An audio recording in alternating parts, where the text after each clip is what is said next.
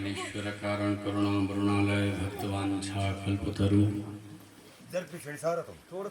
तड़द्युत विनंदित पीताम्बरधारी शिवाल कृष्णलाल की वांगमयी शब्दमयी प्रतिमूर्ति श्रीमद्भागवत महापुराण परमहंस संगीता परम पूज्य संत वृंद पूज्य विप्रवृंद समुपस्थित श्रोता समाज आप परम सबकी हृदय में विराजमान भगवान राधा माधव की बाकी झांकी को प्रणति निवेदित करते हुए श्री हनुमान जी की भावमयी उपस्थिति में उनके इष्ट के अभिन्न स्वरूप भगवान श्री कृष्ण की भुवन पावनी गौरव गाथा का आप परम सब लोग इस सुगी गांव में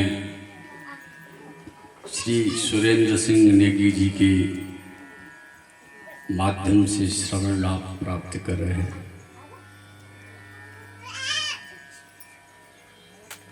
भगवान का यह दिव्य चरित्र तभी हमें सुनने को प्राप्त होता है जब हमारा बहुत सौष्ठव भाग्य होता है और हमारे बहुत जन्मों की सुकृत प्रकट होते हैं, तब जाकर के यह सौभाग्य प्राप्त होता है। तो बहुत भाग्यशाली है हम लोग जो हमको श्रीमद् भागवत की दिव्य चर्चा में बैठने का सौभाग्य प्राप्त हो रहा है।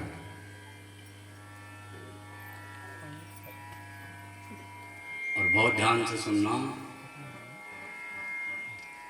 अच्छे कार्य में मन लगता नहीं है। व्यक्ति कई बार ऐसा सोचता कि मैं बंधन में तो नहीं हूं, समझ रहे हैं आप। संसार का कोई कार्य हो तो उसमें व्यक्ति भाग जाता है, बोले बहुत अच्छा है। एक कार्य ऐसा है भगवान का नाम है ना, इसमें बहुत जल्दी मन नहीं लगता। किसी सदगुरुदेव की कृपा हो और तब इधर दृष्टि हो जाए, फिर कहना क्या। कल हम कुंती मैया का प्रसंग सुन रहे थे।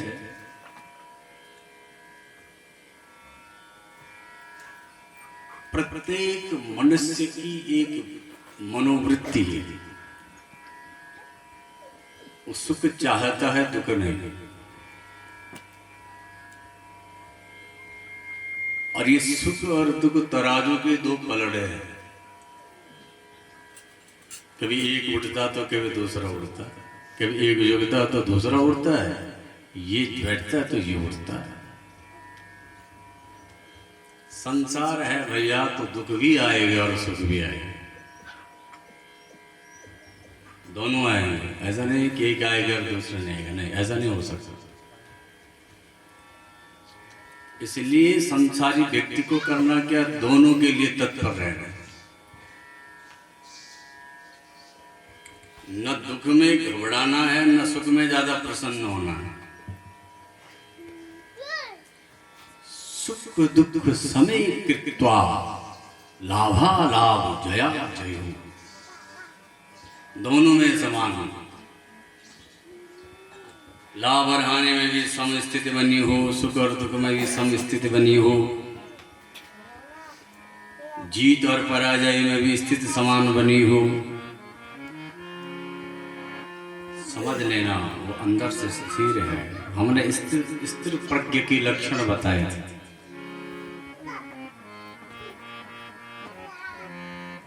उस व्यक्ति के अंदर छोचलापन नहीं होता है।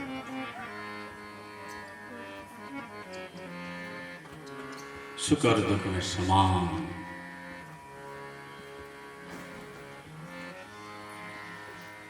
यहाँ कुंता मैया ने जब दुख मांगा तो भगवान समझ गए, माँ बुआ हमको बहुत मानती है, बहुत चाहती है। इसलिए भगवान का भी अब द्वारका जाने का मन नहीं किया और बुआ के पास रुक गए। लेकिन कुंता बुआ ने सोचा कि अगर हम भगवान को जाने देंगे तो इनके बिना रह नहीं पाएंगे। तो भगवान ने भी एक युक्ति निकाली। अगर हम समझाएंगे तो हमारी समझाई हुई बात इनके दिल और दिमाग में जल्दी नहीं बैठने वाली। तो भगवान ने क्या किया, क्योंकि युधिष्ठिर का जो कृष्ण के प्रति स्नेह है वो छोटे भ्राता के रूप में है। कुंता मैया कभी कभी भतीजा भी मान लेती। आज विराट स्वरूप का दर्शन किया तो भगवत तत्व का दर्शन होने लगा। अर्जुन गुरु भी मानते हैं, भीम भाई मानते हैं। तो स्थिति तो सब एक रूप जैसी नहीं है ना।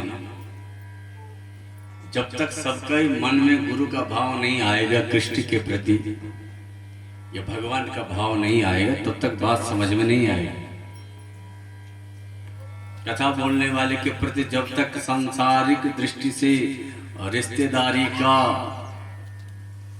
बात आएगी तो वो बात समझ में नहीं आएगी। जब पीठ के प्रति श्रद्धा हो, विश्वास हो, तो तब कुछ समझ में आएगा। ऐसा कौन हो सकता है जिसके प्रति सारे पांडव झुक सकते हैं? कृष्ण ने कहा, वो तो भीष्म पितामह है, वही कुछ कर सकते हैं। एक दिन पांडव परिकर को साथ में लेकर के भीष्म दादा के पास चल पड़े।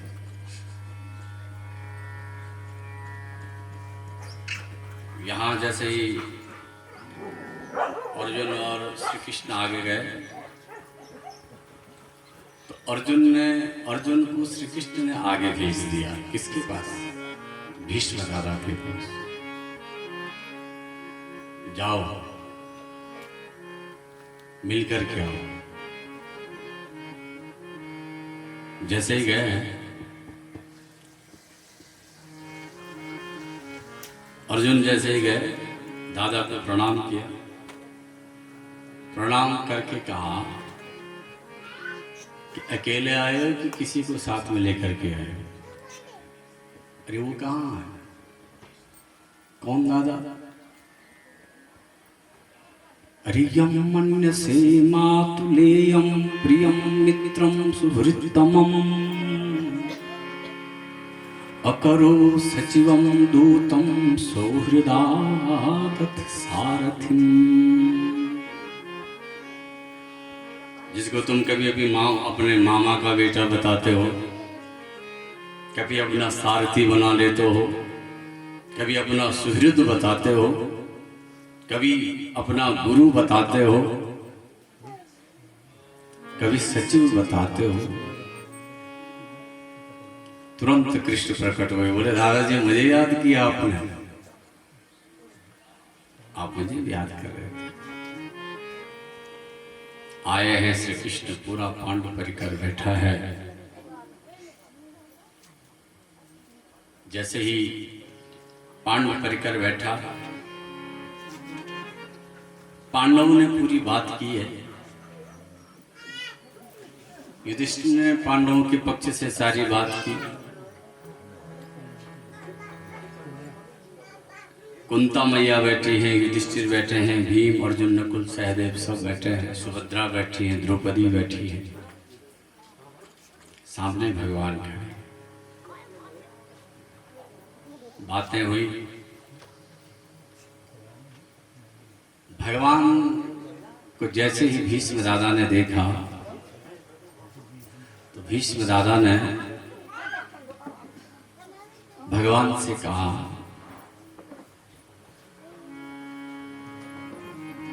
आप थोड़ा सामने खड़े रहेंगे? भगवान ने कहा क्यों? सदैव देवो भगवान प्रतीक्षताम् कलेवरम यावदिदं हिनोम्यहम् प्रसन्नः सारुणलोचनो लसन् मुखाम्बुजो ध्यान पथश्चतुर्भुजः सदैव देवो भगवान प्रतीक्षताम्।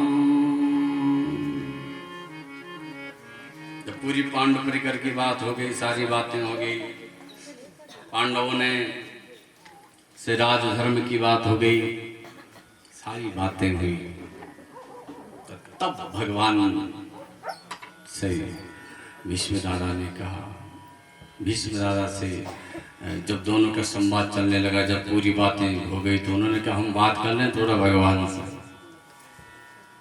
पांडवों को कुछ पूछना तो नहीं, बोले नहीं दादा कुछ नहीं पूछना। बोले दो बातें मैं कर लूं श्री कृष्ण से। बोले कीजिए। तो जब श्री कृष्ण से भीष्म पितामह बोलते हैं तो भीष्म पितामह से श्री कृष्ण बोलते हैं कि अहम यावद इदम कैलैवरम विनोमि तावत भवान प्रतीक्षताम्। जब तक मैं इस शरीर को नहीं छोड़ देता तब तक सामने मेरी प्रतीक्षा करो। समझे? भीष्म पितामह के शरीर में अर्जुन ने इतने बाणों से बिंधा हुआ है, शरीर धरती पर लेटे हैं, उठ नहीं सकते, सरसैया पर लेटे हैं भीष्म। लेकिन जब पितामह भीष्म श्री कृष्ण की ओर देखते तो बोलते हैं मेरी आज एक इच्छा है, मैं तुम्हें देखता जाऊं बस। भगवान ने कहा ऐसा क्या है? नाथ एक काम कीजिए। बोले क्या? प्रसन्न हासारुण लोचनो लसन मुखाम्बुजो ध्यान पथश्चतुर्भुजा। हम आपके चेहरे की प्रसन्नता को देखना चाहते हैं नाथ, आप मुख लटका करके क्यों खड़े हो? जो दिव्यता आपकी मुस्कान में है वो केवल खड़े होने में नहीं है नाथ, इसलिए आप मुस्कुराइए। भगवान हंसने लगे। बोले कब तक रहना? बोले जब तक हम इस शरीर को न छोड़ दें तब तक खड़ा रहना, और ऐसे मुस्कुराते रहना। भगवान ने कहा ये तो बहुत बड़ी ड्यूटी लगा दी आपने हमारी, अब न जाने आप किस काल में और कब शरीर को छोड़ोगे, तब तक हम ऐसे खड़े रहें। ये तब तक हम ऐसे खड़े रहे। बोले नहीं नहीं, अब हम नहीं चाहते हैं ज्यादा रहना, आप ऐसा कीजिए ना, जब तक हम शरीर न छोड़ दें सामने खड़े हो जाए। तब भीष्म पितामह के सामने भगवान खड़े हैं। यहाँ पांडवों ने बहुत सुंदर, पांडवों को बहुत सुंदर ज्ञान दिया है भीष्म पितामह।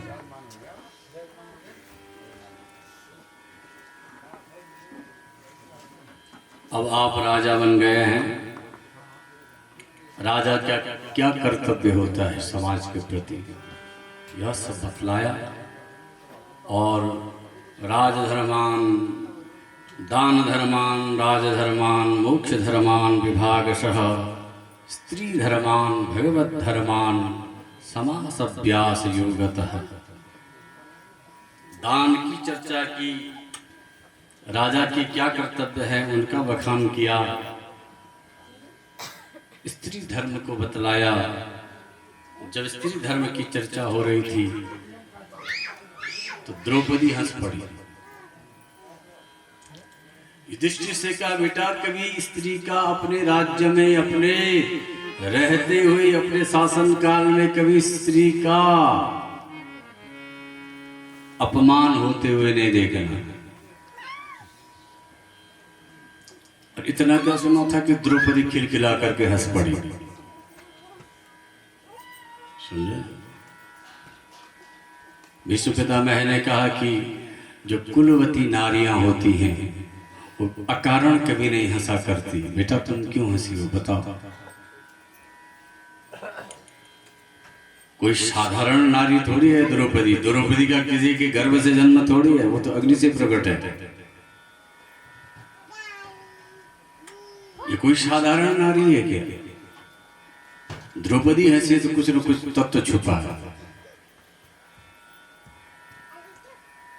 जब भीष्म दादा ने बार बार प्रयास किया पूछने का तो द्रौपदी तो पहले तो मना करते रहे, नहीं बाबा हम ऐसे ही हंस पड़े, गलती हो गई। बोले नहीं नहीं नहीं, कुछ तो कारण है।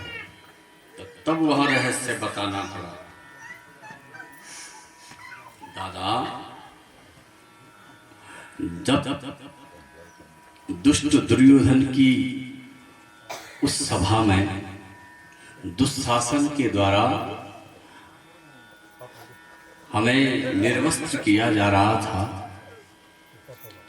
उस समय आप उसी सभा में विराजमान थे। आप चाहते तो रोक सकते थे।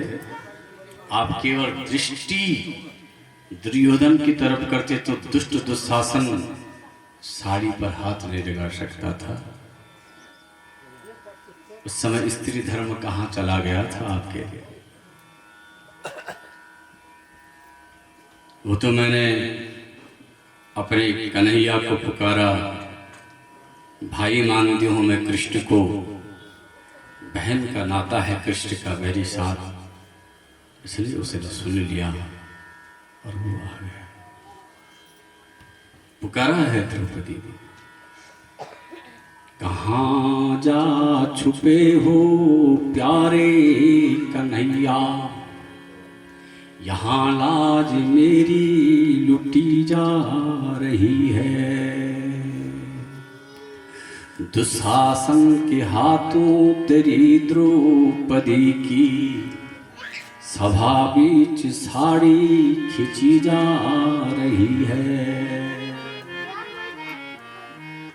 जिन्होंने कभी मेरी सूरत न देखी देखेंगे नंगा बदन आज मेरा। समय आज बदला है देखो तो कैसा, वीरों की गर्दन झुकी जा रही है। जिन 5-5 पतियों का मुझे भरोसा है कि वो मेरी रक्षा करेंगे, वो भी इस कुत्सित सभा में आज सिर नीचे करके बैठे। गुहार लगाई मैंने 5-5 पतियों को,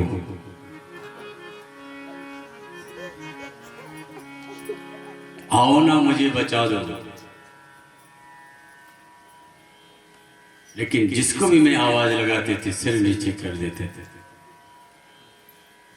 शोहरत भी जिनके सारे जहां में, झुकता था सारा जहां जिनके भय से। तुम्हारी बहन तुमसे यह पूछती है, मेरी शान अब क्यों लुटी जा रही है। सबसे पूछा लेकिन कोई भी कुछ नहीं कर पाया। बार बार द्रोणाचार्य जी को भी बोला था, गुरु द्रोण बोलो पितामह भी बोलो, मेरी अपनी इज्जत को लुटवा रहे क्यों। लुटी आज इज्जत सभा में जो मेरी, लुटी आज इज्जत सभा में जो मेरी, महलों की रानी लुटी जा रही है।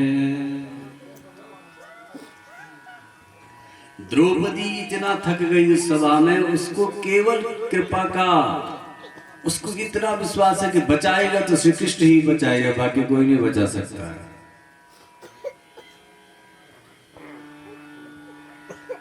कोई नहीं बचा सकता। इसलिए द्रौपदी ने कहा, कहे द्रौपदी मेरा कोई न भैया, सभा में अगर तुम न आए कन्हैया, कि नीचे गर्दन बैठे हैं अर्जुन, यहाँ मेरी साड़ी खिंची जा रही है। जिन अर्जुन के गांडीव पर बहुत भरोसा था, इनकी गर्दन नीचे झुकी है। अब समझ गई द्रौपदी, अब संसार का व्यक्ति कोई नहीं बचा सकता, एक ही बचाने वाला, वो कौन है? श्री कृष्ण है। बहुत पुकारा संसार के लोगों को, गुरु द्रोणाचार्य को पुकारा, कृपाचार्य को पुकारा, भीष्म पितामह को पुकारा, किसी ने नहीं सुना। सुनी टेर मोहन जब द्रौपदी की, उन्हें याद आए अपने वचन की। करी देर पल भर सभा में पधारे, दुशासन की ताकत घटी जा रही है। खींच करके साड़ी दुशासन है हारा, मैं समझी थी भैया इशारा तुम्हारा, कि साड़ी की हर तार में तुम समाए, इसी से ये साड़ी बढ़ी जा रही है।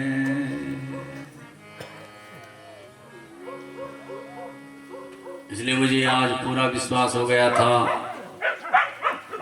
जब साड़ी को खींच करके, इनको तो भगा दो,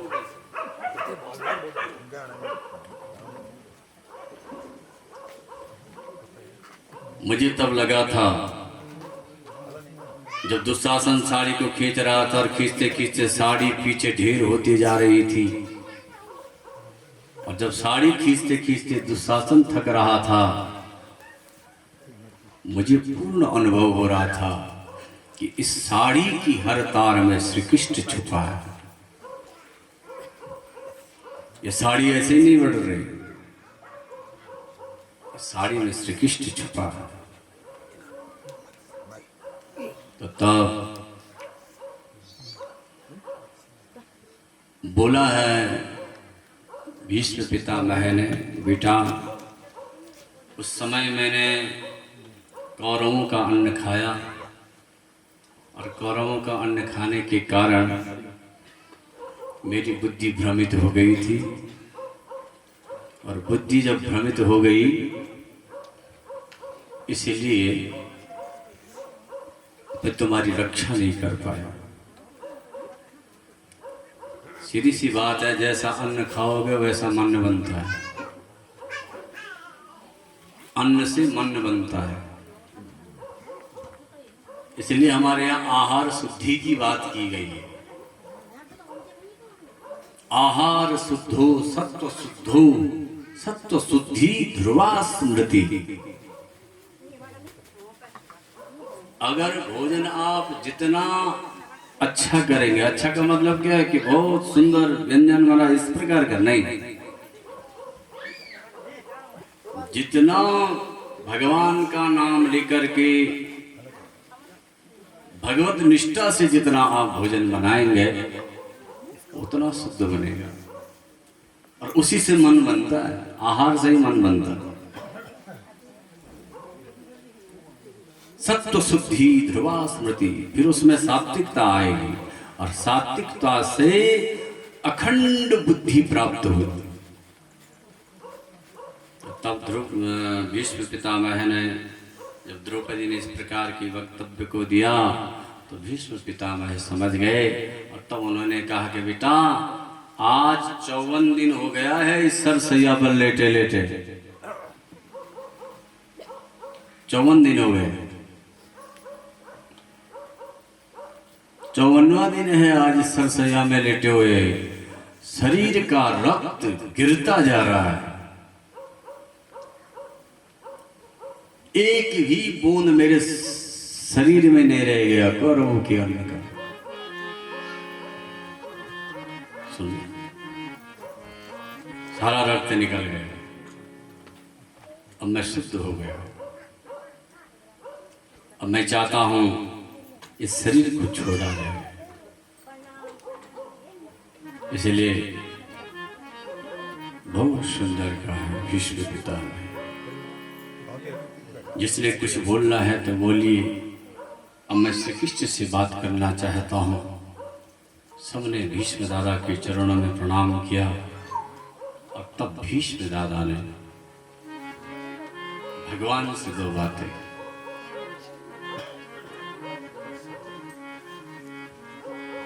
इतिमति रूपकल्पिता वितृष्णा भगवती सात्वत पुंगवे विभूम्नि स्वसुखमुपगते क्वचित् विहर्तुं प्रकृतिमुपेयसि यद्भव प्रवाह। हे नाथ, मेरी एक बेटी है, मैं उस बेटी का वरण करवाना चाहता हूँ, विवाह करवाना चाहता हूँ। भगवान ने कहा दादा, विवाह तो आपका ही नहीं हुआ, आपकी बेटी कहाँ से आ गई? आप तो आजीवन ब्रह्मचर्य का पालन करने वाले और आप बेटी की बात करते हो। तब कहा भीष्म दादा ने, श्री कृष्ण, मैंने अपनी बुद्धि को ही बेटी मान लिया। मैं इस निर्मल मति को किसको दूं? इस निर्मल मति का पति कौन बने? किसमें इतनी क्षमता? भगवान ने कहा कोई वर नहीं मिला। बोले वर तो बहुत मिले, इसके योग्य नहीं मिला, लेकिन आज दिख गया है। कौन है? बोले तू ही तो है। तो फिर श्री कृष्ण ने कहा, बोले दादा इस मति की क्या योग्यता है? बोले वितृष्णा, इसमें कोई तृष्णा नहीं है, कोई संकल्प विकल्प नहीं है, निर्मल है। इसमें कोई संकल्प नहीं है। मैं चाहता हूं यह बुद्धि में तुम्हें दे दूं। तो भगवान ने कहा निर्मल मति के प्रति अगर आप हमें बनाना चाह रहे हैं तो हम स्वीकार करते हैं आपकी बुद्धि।